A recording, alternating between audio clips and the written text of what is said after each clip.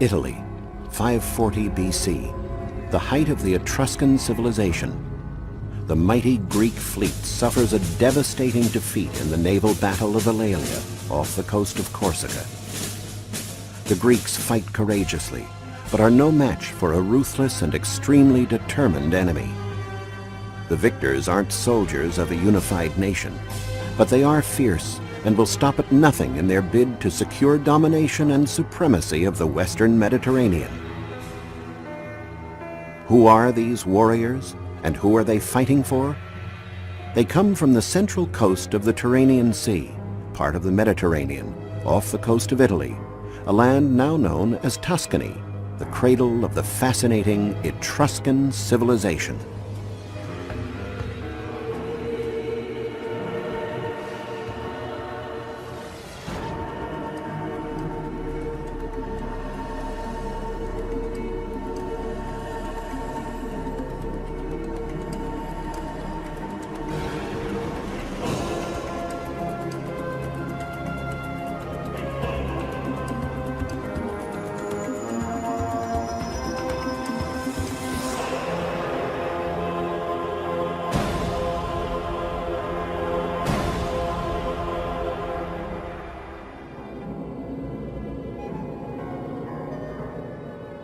The origins and language of the mysterious Etruscans are subjects of debate for scholars today, perhaps because there seems to be no lineage. The negligible remains of the people of Etruria have nothing to do with the pyramids, temples, or other vestiges of ancient Egypt, and it's impossible to make a comparison with the Greeks, who left us with incomparable works of art like the Parthenon. And the Romans, they came later. But though the origins of the Etruscans are unknown, we have discovered a lot about Etruscan culture, from findings and archaeological digs in the Tuscany countryside. In the 6th century BC, Rome was still far from being the great capital of the world. In reality, during that time, the city was under the dominion and influence of the Etruscans. In fact, several kings of Rome were of Etruscan origin. While ruling Rome, the Etruscans built the architecturally accomplished Cloaca Maxima, a huge drain that conveyed sewage from quarters near the Roman Forum into the Tiber River. The influence of the Etruscans reached as far as Pompeii, and their fleets threatened Greek and Phoenician settlements on Sardinia and Corsica and on the Côte d'Azur. Still, everyone wanted to trade with the Etruscans because they were rich. They loved beautiful things and bought jewels, weapons, exotic objects, and pottery. One of the repositories for Etruscan culture is an ancient town called Merlo on the banks of the Ombrone River in the Siena province of Italy, the middle of the Etruscan nation. Nothing remains of the ancient town, but on a plateau called Poggio Civitate, just outside the city, are clues to what Etruscan homes were like. Though these cities were destroyed and rebuilt by Roman invaders, evidence of the Etruscan civilization has turned up in tombs and necropolises, cemeteries. In 1965, Bryn Mawr College in Pennsylvania sponsored an excavation led by archaeologist Kyle Meredith Phillips, Jr., at a site not far from the medieval town of Merlo. Since then, every summer, teams of American students and professional archaeologists have been working at Poggio Civitate. This archaeological campaign has unearthed a find of a huge Etruscan building from the distant past. The remains of the south wall are still in the clearing where the building was erected. The construction covered a square surface that was truly enormous, 197 feet on each side. Inside what must have been the courtyard, there are foundation walls of a so-called tempietto, or little temple, a small square-shaped building that in all likelihood contained statues of divinities and ancestors. Though little of the original building remains, it was natural for archaeologists to try to reconstruct what the building at Merlo looked like. More than 2,500 years ago, the little temple was in the middle of a big colonnaded courtyard that ran along three sides of the building. The building itself, which archaeologists called the Upper Building, was erected in 580 BC on the ruins of a previous so-called Lower Building erected in the 7th century BC, a building that was later destroyed by fire. Archaeologists still don't know if it was the home of an important family or the meeting place of a league formed by various Etruscan cities. They found many terracotta statues on the roof, some of which had a peculiar headdress with a wide brim. The statues are called acroterii, a Greek word that indicates their position on the roofs of temples and buildings. They also unearthed ivory statuettes and precious stones that prove how wealthy the inhabitants of the building were. All the findings from the building at Poggio Civitate are now on view at the Merlot Museum, set up in a home of the ancient medieval town. One striking figure is this horseman. It was on the roof of the lower building. Most of the objects in the museum collection come from this building.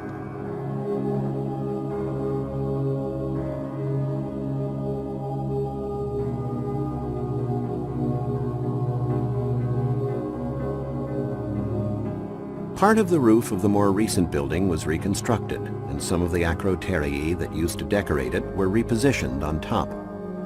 Standing out is a statue of a man with a strange hat, something a musketeer or cowboy might wear. This statue has become the symbol of Merlot. These terracotta plates show aspects of everyday life. This one depicts a banquet. At the time, the plates were decorated very colorfully. The upper-class Etruscans loved the pleasures of life. Banquets were held in elegant settings among damask cushions, candlesticks, and expensive tableware, with waiters serving and musicians livening up the atmosphere. Frescoes found in tombs at Tarquinia, a city in the north of Latium, provide us with more detailed information on the daily life of the Etruscans. Frescoes in the Tomb of the Leopards, built in the middle of the 5th century BC, also depict a banquet scene, with musicians playing and slaves working as waiters. There is a couple on every bed. Because of these frescoes, we now know that unlike Greek and Roman women, most Etruscan women used to lie beside their mates, happy to take an active part in festive banquets. This freedom was unique in the ancient world and used to shock Greek and Roman travelers at that time. Greek historian Theopompus of Chios, who was thought to have the most malicious tongue of ancient literature, wrote in the 4th century BC, "Etruscan women don't feast only with their husbands, they feast with anybody. They don't mind appearing nude in public and gladly do exercises at the gym beside men. Plus, they eat and drink a lot and are really good looking." This was a privileged position compared to women of other civilizations of the ancient world. The nearly equal relationship with their husbands made women feel self-confident and proud, and naturally a woman like that loved to dress well and adorn herself with magnificent jewels. Over 3,000 Etruscan bronze mirrors still exist today. There are inscriptions on the back of the mirrors proving that in a period of widespread illiteracy, Etruscan women knew how to read and write. The area around Merlot has become famous not only for the excavations, but also for important research in the field of genetics. One of the mysteries that has engrossed historians and scholars is the disappearance of the Etruscan civilization in a short span of 2 centuries. We know that it was assimilated by the Romans, the new rulers of the world. The question was, were there any descendants of the Etruscans that survived the centuries? Researchers have concluded that the inhabitants of Merlot are the direct descendants of the Etruscans. The Italian Council for Scientific Research had conducted a study on the genetic heritage of Italians.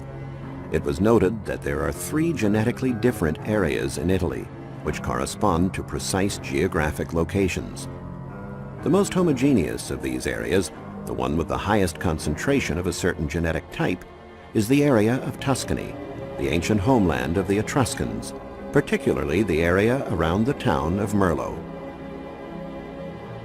Genetics researchers, now working with modern DNA or genetic code techniques, are anxiously exploring whether the DNA of the inhabitants of this beautiful town corresponds to that of the otherwise extinct Etruscan people.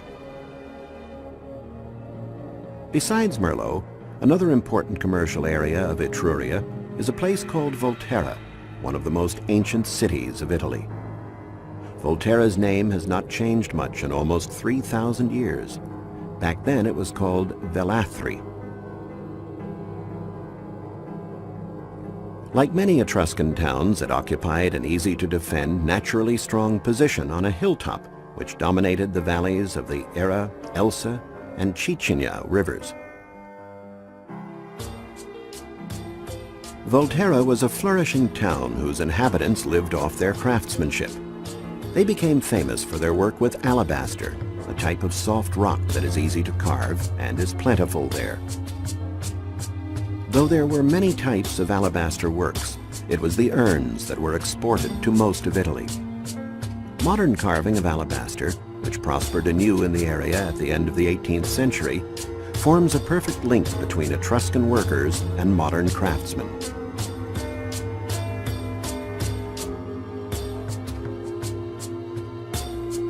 During the 4th century, a wall that was over 4 miles long and covered an area of nearly 290 acres surrounded the city. Although the wall was rebuilt many times during the Roman and medieval periods, there are still large sections from the Etruscan period. One would enter the town through solidly built gates, like the Diana Gate, or through the monumental Arch Gate, the lower part of which dates from the Etruscans. The Romans rebuilt the arch using Etruscan material, like the 3 human heads that are practically unrecognizable today.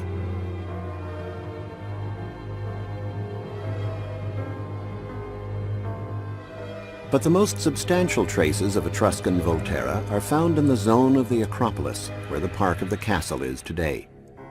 The area contains many archaeological ruins, mostly building foundations, situated along an ancient road network of the city.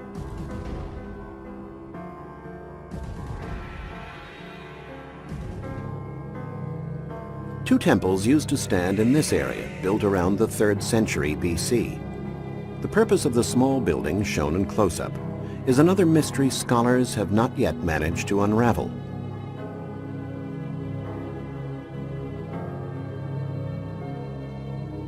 Heading now toward the coast, we come to another city that became famous for a totally different kind of work. It is Populonia, or Pupluna, its ancient name. Populonia is the only big Etruscan town that was built directly on the coast. It was here that Etruscans produced, processed, and traded large quantities of iron.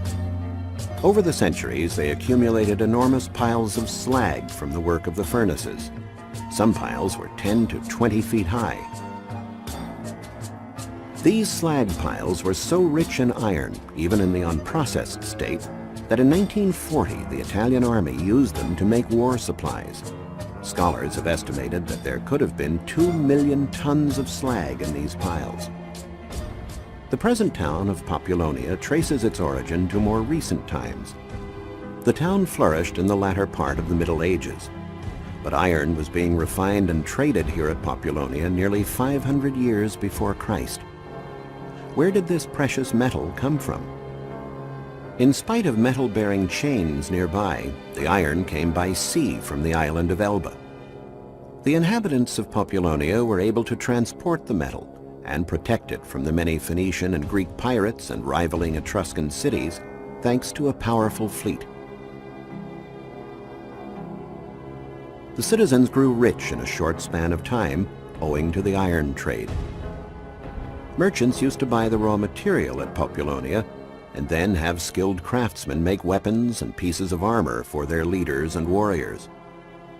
The material piled up for centuries, and much of it ended up being buried in necropolises. It wasn't until the late 1900s that cemeteries buried for years and years, like the one at San Cerboni, were discovered. Here there are important examples of chamber or tumulus tombs. These tombs have a long access corridor that leads to a quadrangular cella. The diameter of the cylindrical tambour that covered it could be as long as 90 feet. Mighty walls defended the upper part of the city, or Acropolis, where sanctuaries and other public buildings were erected. At the time when Populonia was at the zenith of its splendor, the city walls looked like this. In the background, the outlines of the buildings on the Acropolis are silhouetted on the horizon.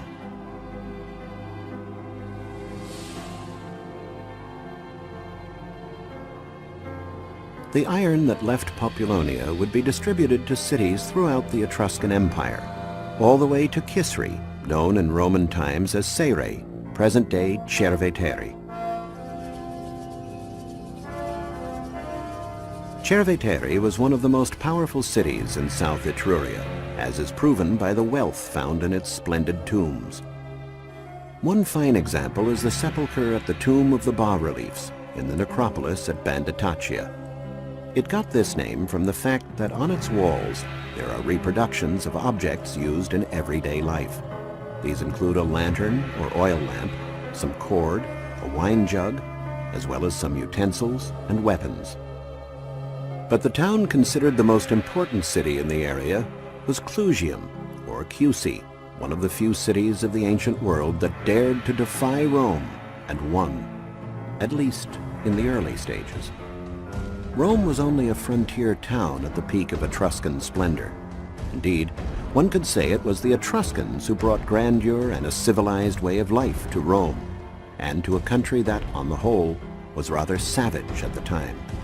Etruscan kings ruled Rome for over 100 years. Some say it was their arrogance that spelled the end of Etruscan power. Roman historians documented the war between Rome and Clusium. According to texts, it started in 510 BC when the son of Tarquinius Superbus, a Roman king of Etruscan origin, ravished a beautiful and virtuous matron. The Roman nobles rebelled and expelled the Tarquins from their city, vowing that never again would a king rule Rome. And thus was born the glorious Roman Republic. After being ousted from Rome, Tarquinius Superbus went to Clusium and sought the help of its great king, Porsena, who headed a confederation of Etruscan cities. Porsena marched on Rome in 508 BC, winning many victories before being turned back by Horatius at the banks of the Tiber River. The figure of Porsena is shrouded in legend and mystery, like the grave where he is thought to be buried. Scientists and adventurers have been searching for years in the countryside around Clusium for the mythical mausoleum where the body of Porsena was laid to rest with fabulous treasures 2,500 years ago. However, despite the many attempts, the tomb has never been found. Pliny the Elder mentions Porsena's tomb in a text. After hearing the many stories that were being told during his lifetime, he imagined it as a grand, square-shaped construction measuring 300 feet on each side that was several stories high and supported by very high pyramids. Inside the square base, there must have been a labyrinth of tunnels where the treasures were hidden. It's possible that Pliny got carried away with his description, because it's hard to believe that a monument of this size has vanished completely. Another secret about Etruscan civilization that has only been partly unveiled concerns the language. This is the alphabet reproduced on a very particular primer shaped like a cockerel. Quite a few scholars believe that Etruscan is a very ancient language that may even have existed before Greek and Latin. The problem in figuring out the language of the Etruscans stems from the mystery over their origins. According to the Greek historian Herodotus, who lived in the 5th century BC, the Etruscans were originally from Lydia, an ancient region in present-day Turkey, and sailed to the Italian coast from there. But according to another theory by the Greek historian Dionysius of Halicarnassus, on which many modern scholars agree, The Etruscans were an indigenous people who came from a territory that includes present-day Tuscany, part of Latium and Emilia. The most antique evidence dates from the 10th to the 7th centuries BC and is found in a zone that we rarely think about as having connections with the Etruscans. This place is Felsina, or present-day Bologna. Artifacts from Villanova are housed in Bologna at the Civic Archaeological Museum, which was opened in 1881. It is a unique collection, the only one of its kind in the world. In the 9th century BC, it was here that the so-called Villanovan culture flourished, named after Villanova, a town near Bologna, where archaeologists discovered a group of tombs attributed to this culture. Many scholars believe the inhabitants of Villanova may have been the ancestors of the Etruscans. In these tombs, the deceased were cremated and the ashes kept in ossuaries or urns, biconical-shaped vases covered with an upturned bowl. This specimen dates from the 9th century BC. The urn was put in a hole in the ground lined with pebbles. Sometimes the earth was kept back by stone slabs. Personal items were also put into the tomb, either directly in the ossuary or beside it. Items like fibulae, used more as ornaments than to fasten garments. There might have been a sharpened razor in bronze. The presence of razors in almost all men's graves leads us to believe that unlike the Greeks, Etruscan men preferred to have clean-shaven faces. An axe blade, also in bronze, used both as an implement and as a weapon, would also have been included. In women's graves, they also found fibulae, often decorated with swastikas or of the twisted arch type. But there would also be humble objects like whorls, which were weights put at the end of the spindle, and naturally, thread spools. Also included would be armilas, bronze bracelets, and some pearls and amber pendants that were perhaps tied to each other to make a necklace. D.H. Lawrence said that to the Etruscan, all was alive. Indeed, from frescoes found in tombs, it is evident that the Etruscans were an active people. They loved public spectacles, performances in the square, and athletic competitions. They loved to go hunting and fishing, but also appreciated music and big banquets. The stature they gave women made them unique among ancient civilizations. But after they were driven from Rome, the Etruscans never regained prominence. By 280 BC, all Etruscan cities had either surrendered or died under Rome's sword. In a land they had enriched, now only their tombs survive. And nearly all that we know about their way of life comes from their way of death. Mysteries about the land of Etruria can now only be solved from secrets buried in the depths of the earth.